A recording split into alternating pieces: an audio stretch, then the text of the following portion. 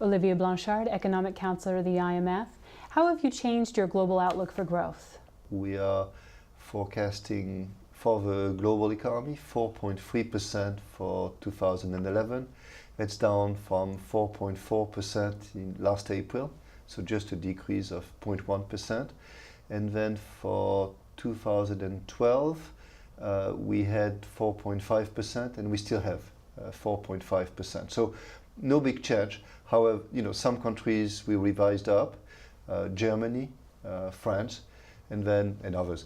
And some countries we revised down, mainly Japan and to some extent the US. But as a whole, it comes out roughly the same. Now, there's been a lot of concern because of some recent economic data on the US. Do you see a double dip recession in the US? No, I don't think there's a double dip in the cards. Whenever growth slows down, there's always somebody who is going to talk about double dip, but we don't see any reason to expect a double dip. There was a number of factors in the first semester which led to a slowdown. It looks like the price of oil had something to do with it. We don't think it's going to continue to increase, so we're fairly confident that growth is going to continue. This being said, growth in the US is clearly too weak to decrease unemployment, and so unemployment is going to remain high for some time to come. How serious are Europe's problems, and how can it get back on the path to growth? Well, you have to distinguish between Europe as a whole, or what we call core Europe, and periphery Europe. So if you take core Europe, they have still the legacy of the crisis, which is high public debt, fairly large deficits, many banks being undercapitalized, and all these acting as brakes on growth. And so there is low growth, continuing unemployment, nothing dramatic, but nothing very exciting. Even in countries like Germany, which have done relatively well, the growth rate is still not that impressive.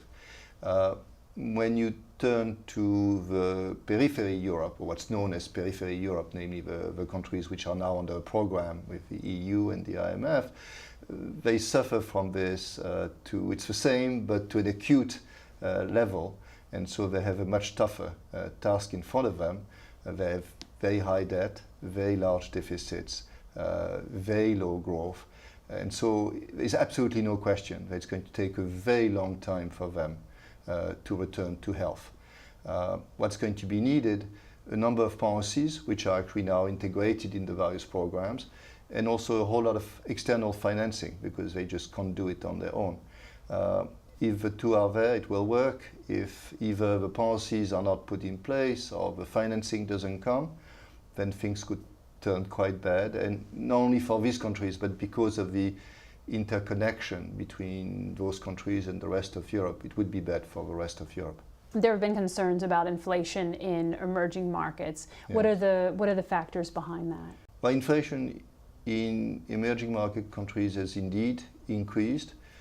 The main reason is when you look at what we call headline inflation, it's the fact that the prices of commodities, of food, have gone up, and they just are reflected in the rate of inflation. This by itself is no reason to worry very much. We think that in a number of countries there is a bit more at work, which is that the labor market is starting to be tight, the capacity utilization is high, and so it started to be reflecting in prices, in inflation. Now, that part is probably not desirable, and so countries have to take policies to slow down their economy. It's always very hard to know whether an economy is strong or too strong. And for a number of countries, we're right there in between. So what is needed is policies to slow it down, and maybe more policies to do more of the same in the near future. Olivier Blanchard, thank you. It has been a pleasure.